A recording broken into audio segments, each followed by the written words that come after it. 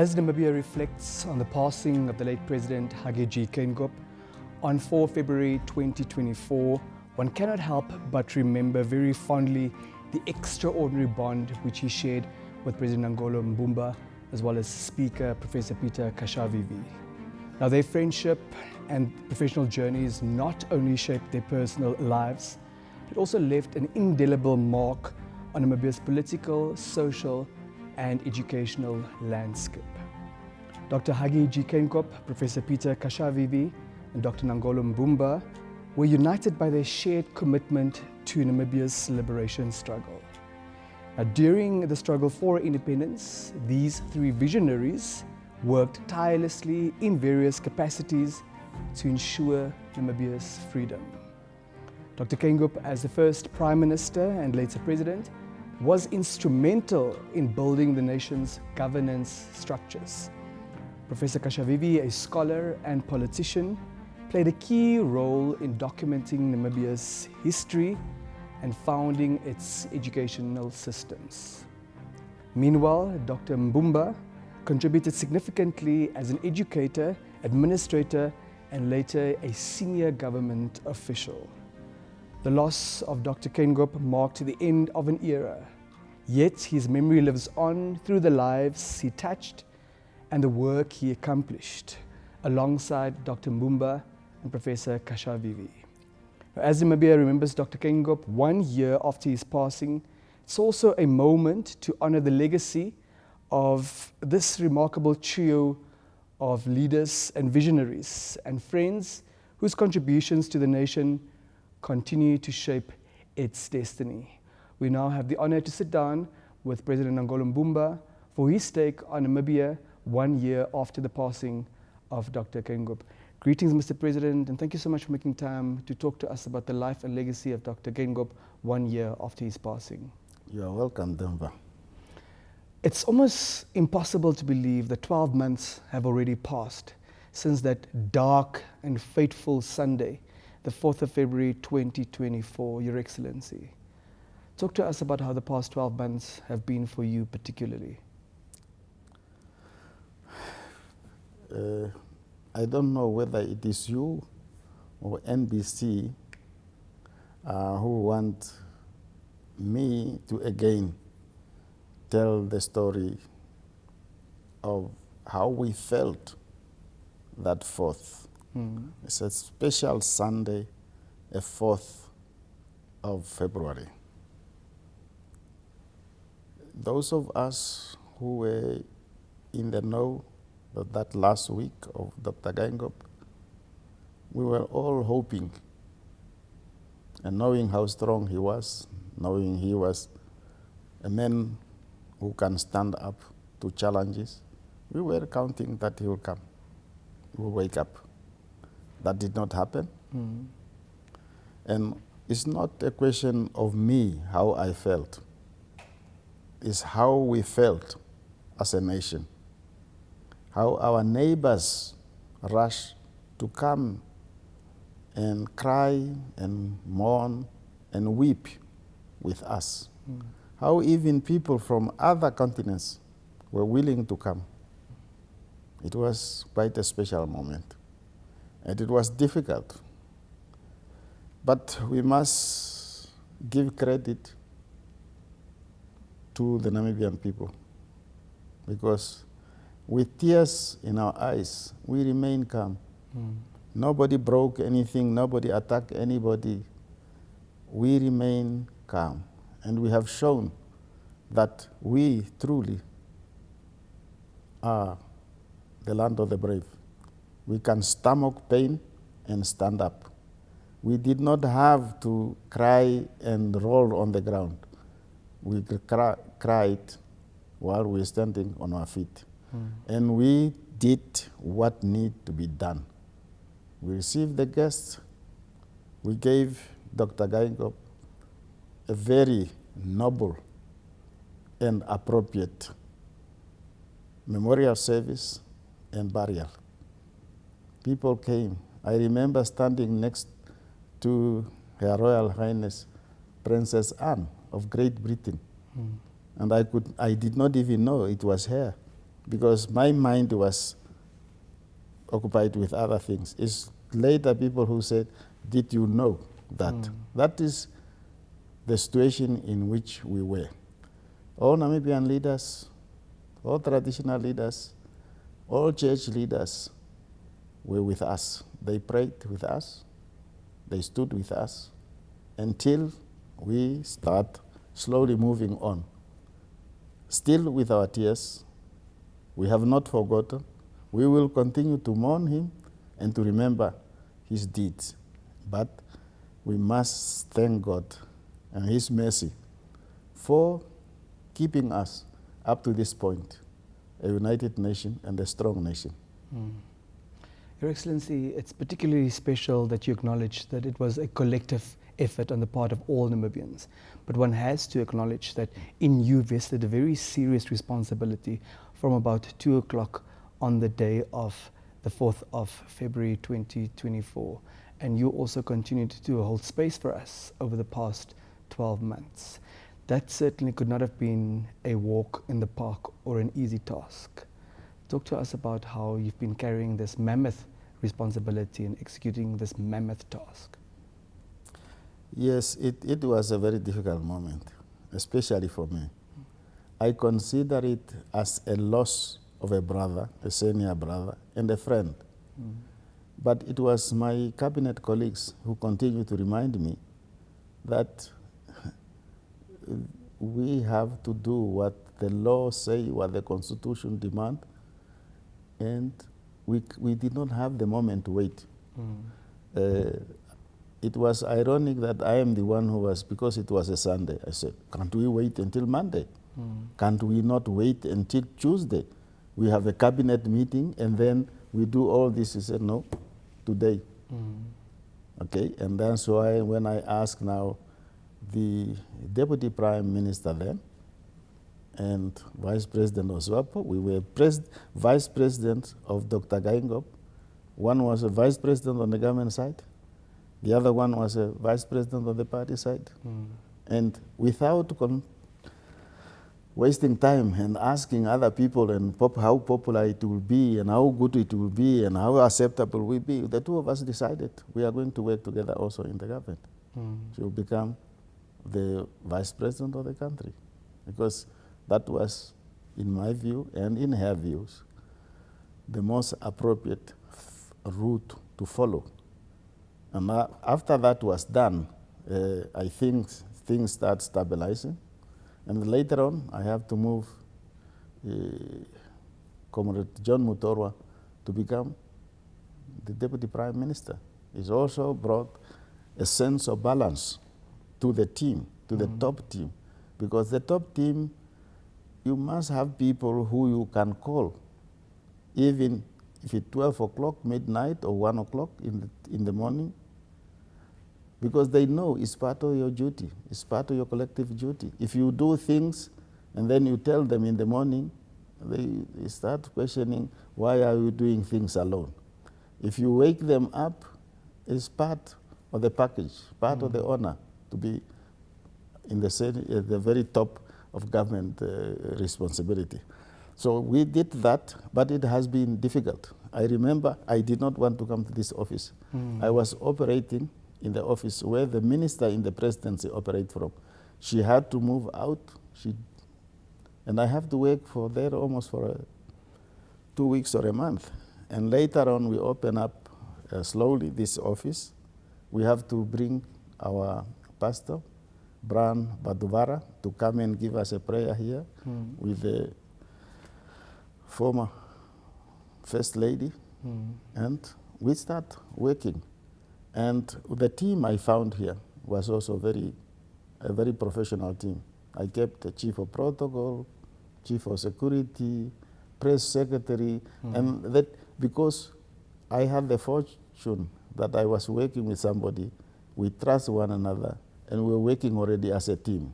Could I have come here and tried to go to Olukonda and get somebody to be my press secretary because we are both from Olukonda and we can speak the same dialect? It was not going to work. Government duties has nothing to do with your sentimentality, how you feel that moment. Work must continue. You were highlighting, Your Excellency, that work continued in accordance with the supreme law of the land, in accordance with the Namibian constitution. Dr. Geingob was the chairperson of the Constituent Assembly and certainly played a key role in laying that foundation. How important was that foundation that we can, in part, in fact, in a great deal, attribute to him? No, it was very, very important. When the elections of 1989, I was in Dr. Geingob's office. He was the director of SWAPO elections. I have the title, I don't know how it was coined, of the advisor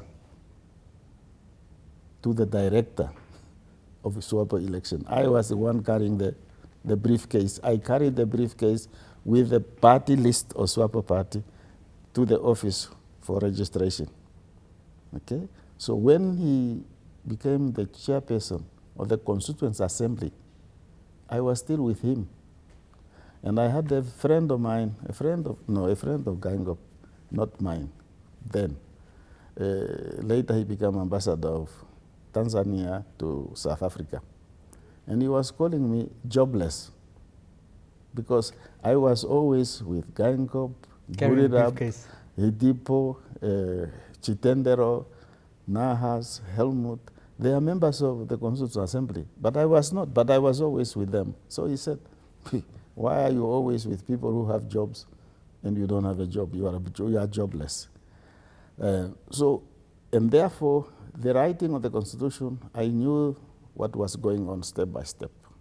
The approval was a big, big thing. And I remember lunchtime, Dr. Geingob called me to his office and said, that is something he has to do. He has to go to Rehoboth. Rehoboth was not sure whether to sign up for the Constitution or not. So, not knowing what the idea behind was, so I said, yes, from a director of elections, you better go. So then he said, let's go. And it was lunchtime. So we went, we'd have a discussion, nice discussion. Captain Diergaard then, and then they agreed. He said, they told Geingob, we know already that you are going to be the prime minister, we endorse. And that's why the Constitution finally was adopted by consensus, unanimously. There was no dissenting voice.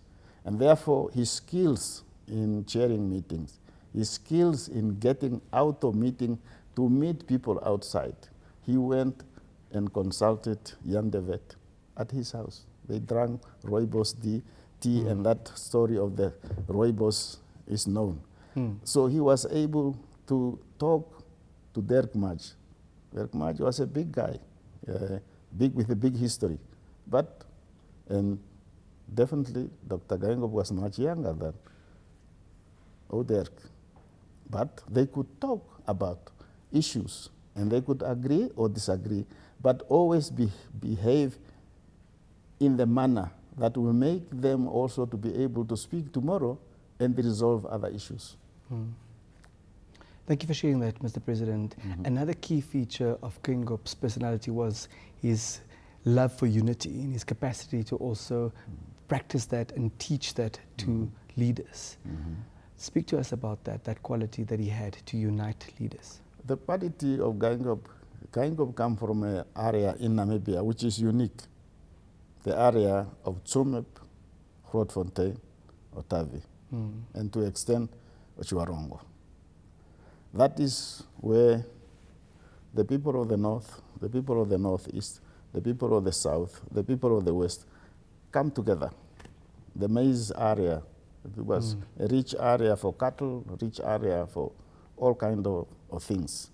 And therefore, it was not strange for him to relate to people from other backgrounds.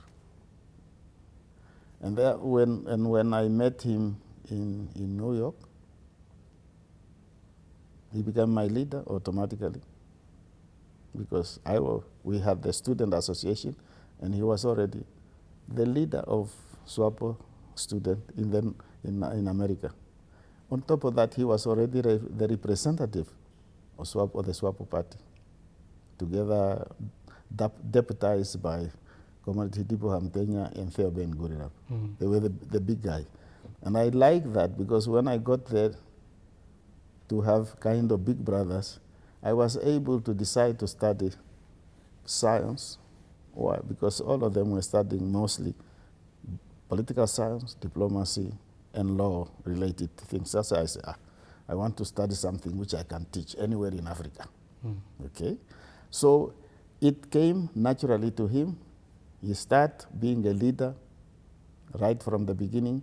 He left already as a teacher. He left students in Tsumeb, and he left them without telling them. In those days, you don't tell your parents, you don't tell your friends, because otherwise you will be arrested before. If you want really to leave, you leave. But the unity he has then carried on from New York to Lusaka, when he was the director of UN Institute for Namibia. He had to accommodate all these people, whether you were now from Katima, or from Oshakati, or from Tsumeb, or from Wolfers Bay, you were Geingob's person, you were Sam Nuyoma's person, you were Hifikepunye Pohamba's person. And they carried that responsibility. And they carried with seriousness, because they truly believe that Namibia must be free. And Namibia have to get free. And Namibia can only remain free if its people are united. And when they were sending students to schools, they were not counting what your mother tongue was. If you qualify with your little education, they will send you to appropriate countries, to appropriate programs, to appropriate schools, whether secondary school or university. It was their duty, national duty, to be the parents outside Namibia, of all children of Namibia. You shared with us earlier, Mr. President, that part of what made the transition not only bearable initially, but resulted in a smooth transition was the fact that you'd already worked together so closely and that trust existed. Yet, after the 4th of February 2024, you didn't have access to him anymore. You couldn't call him, you couldn't engage him, you couldn't go see him. How difficult was that aspect for you, the fact that he was gone? It was difficult because when you have a leader you trust, you tend to believe that whatever happened to you, whatever difficult thing you may have, you go and consult, you can call. The pain was not only for me as his vice president to become a president. It was difficult to see his family, to see his wife, to see his children, to visit his house, that he is no longer there. As I said already, to come to this office, which is the type of office he designed. All this is Geingob's ideas we are utilizing now. That was very, very difficult. But I have a family that also supported me. And we were very close as family members. I remember I go to Christmas parties at his farm. And he said I should be the one to speak on behalf of the family, ironically. And now, this year was the first. No, last year was the first. I did not even want to go to the farm. I could not. But the family members were there in a much smaller group. It was very, very taxing. It was painful. And I think it may hit me harder when I leave this office. Because then I have time to think without stopping. Right now, I don't have to. I can think. One of his former security persons, one day he helped me to come from the car with my briefcase, and he brought me in here. And he immediately said, "Oh, you remind me so much. This is the job he used to do with Dr. Geingob." So we kept the team together for the sake of our nation, so that nobody should feel that now is no longer their time, is for other people to come in. We have a mixed team of drivers, or security, or protocol, for the sake of our country, not ourselves. What has kept you going for the past 12 months, Mr. President? The love of the Namibian people, the courage they have shown during the struggle for independence, the advice I got from the likes of His Excellency Dr. Hifikepunye Pohamba, the team I had of veteran people, my old friends, apart from the Vice President, Dr. Netumbo Nandi Ndaitwah, I had people like Franz Kapofi, Albert Kawana, John Mutorwa, Doreen Sioka. You know, those are people we have worked together for a long time. If they call me and say my voice is sounding small, I say, what is your problem with you? You have a responsibility over the country. Now you can't feel sympathy for yourself. Just do what needs to be done. So that kept me going. Plus, after work, I have a home where to go. Yeah. You shared with us earlier that Dr. Geingob also had a passion for education, and it's a passion that you also shared because you are a former educator yourself. I don't know whether one stops being an educator or you're a lifelong teacher, but talk to us about the role that his passion for education played in the upliftment of Namibia and her people. Yeah. First, I think we should not limit Geingob just to a Geingob house or a Geingob office. The issue of education was very much a principal program of the SWAPO party. We have a party which was started by workers, people with basic education, if I can put it that way. But they knew the Nkrumahs of this world. They knew the Nyereres of this world. And therefore, they, from their point of view, a country to be independent must have at least some people who have good education. And therefore, they were able to sacrifice their own education, stay in the leadership of the movement, and send young people. We were also young. We think now we are the old one. Send young people to school and get education. Geingob went through that process. Having been even a teacher, having attended Augustinium at Okahanja, they were the type of people who were embraced by the leadership of SWAPO, Sam Nujoma, Hifikepunye Pohamba, Peter Moshihange, Peter Nanyemba, and other people, that these are going to be our stars.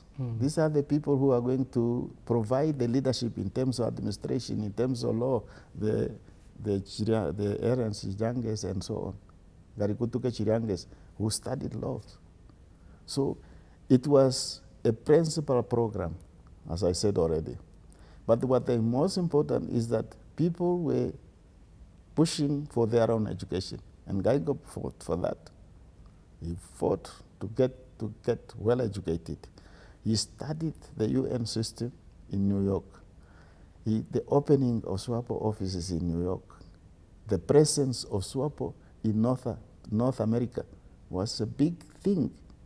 We went there, they were sent there as students, and by the time they came back, SWAPO was known, Namibia was known, the independence for Namibia was known. Other people who joined, they were introduced, sent to school, and so on. And then, at the critical point of being the director of the UN Institute for Namibia for 14 years in Lusaka, under President Kaunda. Kaunda was the star of Southern Africa in those days. He stood up against the South Africans. They have difficulties of being attacked, but Kaunda could speak his mind. So Geingob grew up under the wings of both President Nujoma and President Kaunda. And therefore, the love of education, the determination and to educate others, they came up. Administrators were trained by Dr. Geingob. teachers were trained by Dr. Geingob. People who end up being the Chief Justice, the Deputy Chief Justice, were sent by Dr. Geingob to schools. The opening, just imagine the opening up of university places in Britain, of all places, for Namibian children to attend in the 80s was a big achievement, not for one person, but for the leadership. And he, Geingob, represented the best among those. Mr. President, what does Namibia look like 12 months down the line following the passing away of Dr. Geingob? It has not changed that much. We continue to address the usual problems, the problems of drought, the problem of quality education, the problem we survive COVID-19. Thank God about that. And he was very, very strong, and he provided the strongest leadership to stand in front of the people nearly every month or every week to say what need to be done. He went through COVID. We all went through COVID problem. We have tried by all means to continue his programs. It's not only in terms of the unity of the people. He championed the programs of the vulnerable group to be able to get something. We have not stopped that. We regret that we could not increase the pension money as he wanted to move up faster. The limitation is the resources, but we respect his wish and we will continue to increase it. He came up with ideas such as the green hydrogen. He said he did not know about it. If he did not know about it, none of us knew about it. But he read about, he talked to people who knew about it. He engaged friends in abroad. He brought in the Belgians, the Dutch, the Danish, and their prime minister were here during his time. So he created new avenues to make Namibia's diplomacy truly economic diplomacy. So we will continue those things. Our harbors are definitely going to expand because of that. Walvis Bay will not be the same town. Lutherets is going to expand. The oil and gas came during his time, and if we work very hard, and we are training students in many technical and scientific fields, which we could not even have the chance to do. Even other countries are giving money for our people to be trained because of that. So those are new things. We have to thank him for what he is and for what he was. And we have to thank God for having given him to us as a nation. To us as a nation. And he went too quickly. He went too soon. But it's not for us to decide. We as a nation must move on, must march on in unity, but every one of us must contribute without pushing other people out of the way. It does not help to occupy a post because you manipulate others not to be there. No. Every one of us must compete fairly and win fairly and do the work we said we wanted to do. Your Excellency, against the backdrop of the continuing challenges, and yes, we're doing great work in terms of navigating it, but which are the lessons that current day leaders and also future leaders who will emerge to office soon can learn from his legacy of leadership? I think one has to be committed to develop yourself. Your conduct, your work ethic, your contact to other human beings, and willingness to work. I can say that to a certain extent he worked too hard. His time was occupied by this and that and this and that, and even some friends who just dropped by. He paid them, he gave them time. But a person who wants to be a leader one day or aspire to be a leader one day, number one thing is to train yourself, to make sure that you read whatever is available, you read papers, you read books, you listen to the news, you know your geography very well of the world. You need biographies or autobiographies if there are available. But be well informed. Be well informed.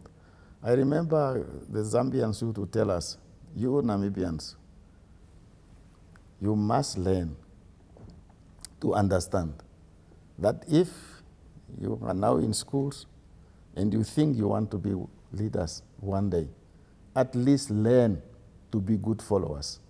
If you are not able to follow others, why do you want to be a leader so that other people can follow you? Why? I also remember one of the ladies I was with, Meme Pashukeni Shombe. She was a teacher, a leader of the Swapo Women Council, or a leader in Swapo Party Women Council.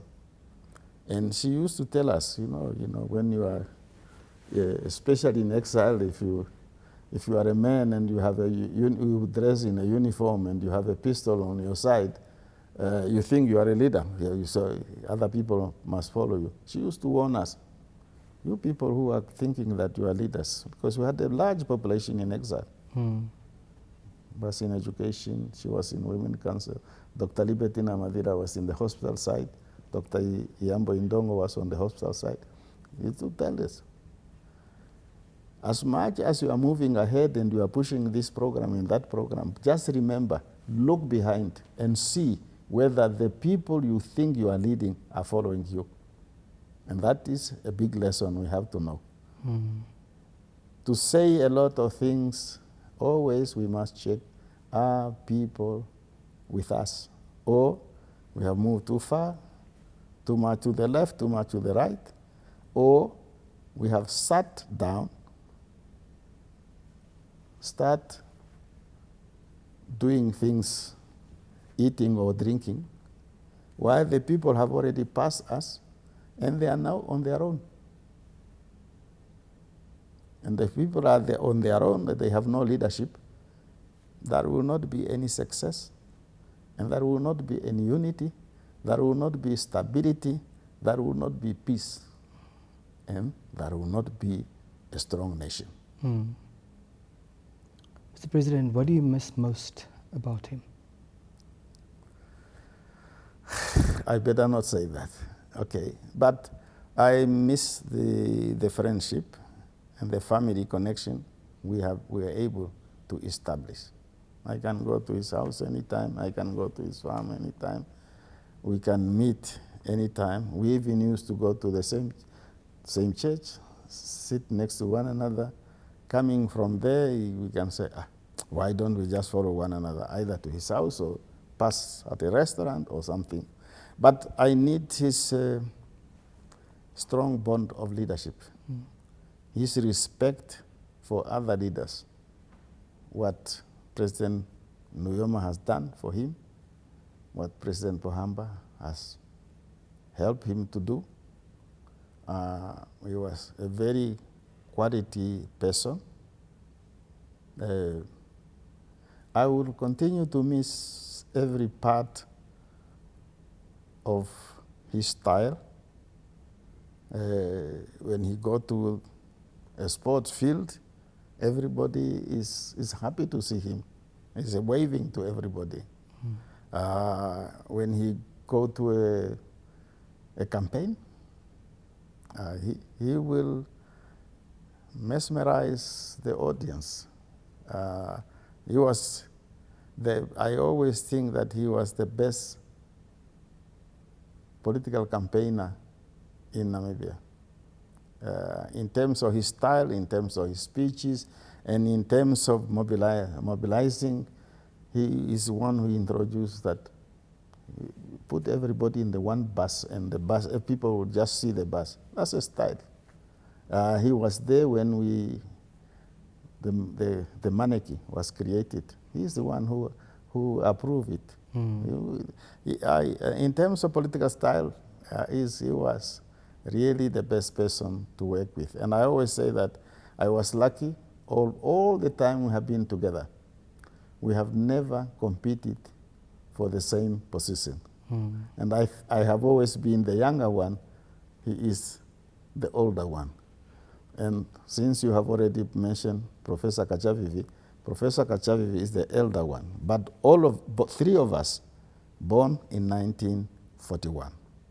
We are the children born at the beginning of World War II. And we live to see our own wars and our own struggles, our own independence, and our own the problem of independence. And thank God, we were able to reach independence. That's all. Just the fact that on Independence Day, we were alive, and we were able to contribute to nation building in many, many fields. As we're slowly starting to wrap up our conversation, Your Excellency, talk to us about the initiatives that we need to prioritize as a country to appropriately and sufficiently honor Dr. Geingob's legacy. I think every person who have known him must know what to do. He is a person who cannot stomach tribalism. He's a person who will give his last penny in order to keep unity. He's a person who really understands gender equality. That's why he was able to choose people to be vice president to be on his team, women as vice president, women as secretary general of the party. The party list system, it was President Pohamba and President Geingob who came up with that, the zebra style. So each one of us must truly believe in one Namibia, one nation, and work at it. They said, if you don't defend your own independence, you will lose it. If you don't defend your own unity, you will lose it. If you don't build your own house, the house will start breaking apart. If we do not continue to train our young people ethics, not only, it is terrible for people who know things, but they have no morality, but they have no principles. They have no respect for truth. If we do not respect the truth, then whatever knowledge we have is useless. So those are the things we have to respect. But unity should be number one. Education for self-preparation is number two. And making sure that Namibia continue to be the land of the brave, that is what we should do. Economy, we have to develop our own economy. We have to stop the culture of begging. Begging will not help you.